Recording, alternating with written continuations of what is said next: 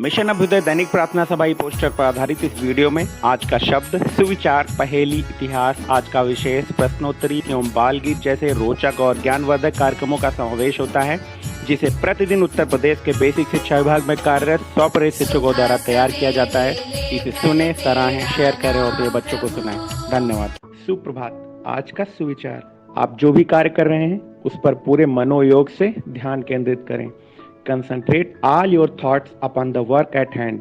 इसका मतलब यह कि जिस समय हम जो भी कार्य कर रहे हो, हमारा पूरा ध्यान उसी कार्य पर होना चाहिए। अगर बस ड्राइवर गाड़ी चलाने पर ध्यान ना दे तो क्या होगा? दुर्घटना हो जाएगी ना। अगर हम कक्षा में बैठे हो और हमारा ध्यान अपने टीचर की बात को ध्यान से सुनने के बजाय कहीं और हो, तो हमारे टीचर की बात समझ में आएगी? नहीं आएगी। तो बच्चों, हमेशा हमें अपने काम पर ध्यान लगाना है। धन्यवाद। मैं Prem Verma, PS Baijnathpur, Shravasti. Good morning everyone. मैं मोनिका सक्सेना, प्राथमिक विद्यालय गोसाईदासपुर, जनपद कन्नौज से आज का शब्द टुडेज वर्ड में लेकर प्रस्तुत हुई हूँ। आज का शब्द DEAN, डीन।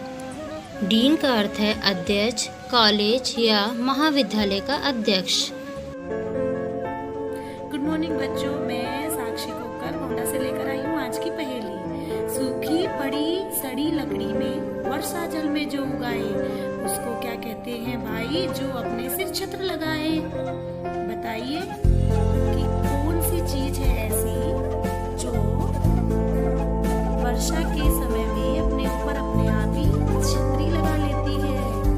ध्यान से इन पिक्चरों को देखिए, समझिए और बताइए। इसका उत्तर है कुकुरमुंडा, यानी कि इसकी आकृति एक छतरी के समान होती है।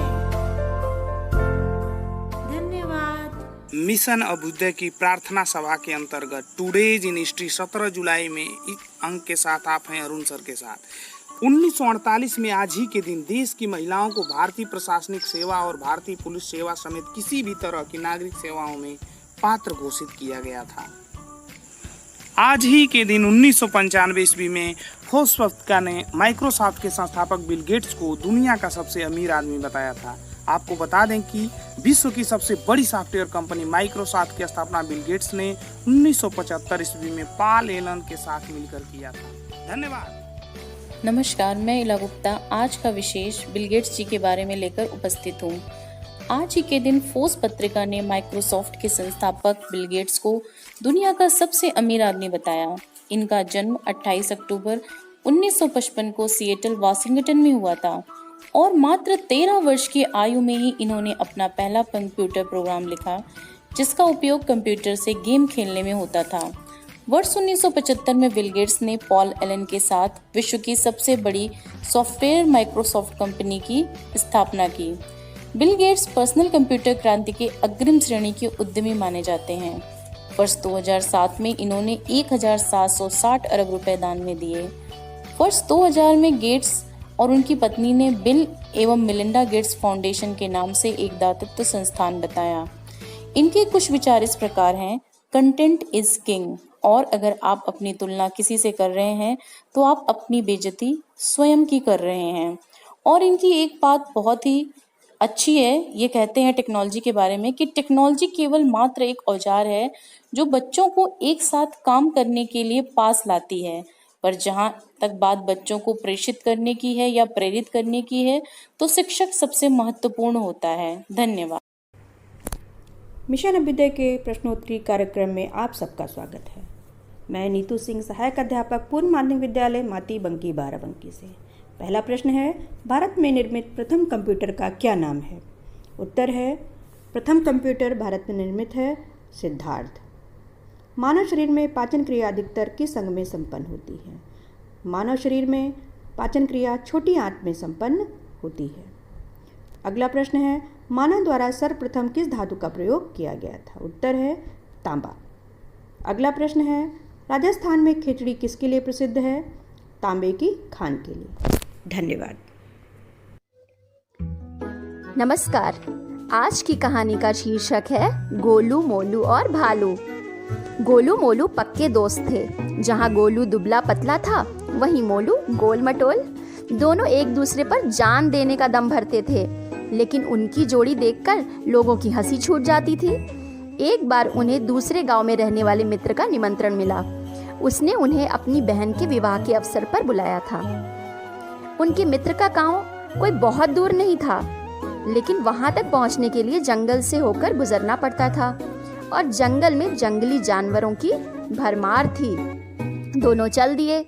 जब वे जंगल से होकर गुजर रहे थे तो उन्हें सामने से एक भालू आता दिखा। उसे देखकर दोनों भय से थर-थर कांपने लगे।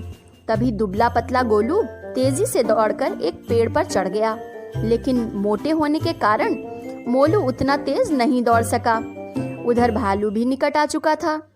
फिर भी मोलू ने साहस नहीं खोया। उसने सुन रखा था कि भालू मृत शरीर को नहीं खाते। वह तुरंत जमीन पर लेट गया और सांस रोक ली। ऐसा अभिनय किया कि मानो शरीर में प्राण ही नहीं है। भालू घुरघुराता हुआ भोलू के पास आया। उसके चेहरे व शरीर को सूंघा और मृत समझकर आगे बढ़ गया। जब भालू काफी दूर निकल गया तो गोलू पेड़ से उतरकर मोलू के निकट आया और बोला, मित्र, मैंने देखा था भालू तुमसे कुछ कह रहा था। क्या कहा उसने? मोलू ने गुस्से से भरकर जवाब दिया, मुझे मित्र कहकर ना बुलाओ। और ऐसा ही कुछ भालू ने भी मुझसे कहा। उसने कहा, गोलू पर विश्वास मत करना, वह तुम्हारा मित्र नहीं है। सुनकर गोलू शर्मिंदा हो गया। उसे अभ्यास हो गया था कि उससे कितनी भारी भूल हो गई थी। उसकी मित्रता भी सदैव के लिए समाप्त हो गई। तो बच्चों, इससे हमें क्या शिक्षा मिलती है? सच्चा मित्र वही जो संकट के समय काम आए। मतलब A friend in need is a friend indeed। तो इसी के साथ आज की कहानी समाप्त होती है। धन्यवाद। कितना भी तू फैले कोरोना, हाथ साबुन से धोते रहेंगे हम। जहाँ जहाँ से भी आएगा तू, जहाँ जहाँ से भी आएगा तू, उस जगह को सैनिटाइज करते रहेंगे हम। यह जोश न होगा कम, घर में ही रहेंगे हम। यह जोश न होगा कम, घर में ही रहेंगे हम। गोलगप्पे टिक्की बुलाएंगे हमें, गोलगप्पे टिक्की बुलाएंगे हमें। केक पेस्ट्री याद आएगी हमें। वो दोस्तों यारों की पार्टी, वो दोस्तों यारों की पार्टी और क्रिकेट का मैदान। सुबह शाम की मस्ती घर के बाहर बुलाएगी हमें। सुबह शाम की मस्ती घर के बाहर बुलाएगी हमें। मगर हमें है तुझको हराना, मगर हमें है तुझको हराना। भारत से ही नहीं विश्व से भगाना, भारत से ही नहीं विश्व से भगाना। कितना भी तू फैले कोरोना, हाथ साबुन से धोते रहेंगे हम। अपनी संस्कृति को अपनाएंगे हम, अपनी संस्कृति को अपनाएंगे हम। नमस्ते, जी हाँ नमस्ते, नमस्ते करेंगे, थोड़ी दूरी बनाएंगे हम। नमस्कार, मैं संजीव शर्मा आज फिर लेके हाजिर हूँ आपके लिए एक और गतिविधि। देखते हैं आज की गतिविधि में क्या है। ये कैलेंडर देख रहे हैं ना सामने, बहुत ध्यान से कैलेंडर को देखिए। और अब ये जो प्रश्न हैं इनके उत्तर अपनी कॉपी पे लिखिए। 25 तारीख, देखिए कैलेंडर में 25 तारीख को क्या दिन है। दूसरा प्रश्न, 25 तारीख से ठीक 9 दिन पहले कौन सी तारीख है और कौन सा दिन।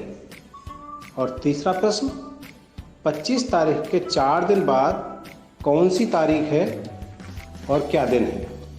इन सभी के उत्तर अपनी कॉपी पे लिखिए और अपने सर या मैम को दिखाइए।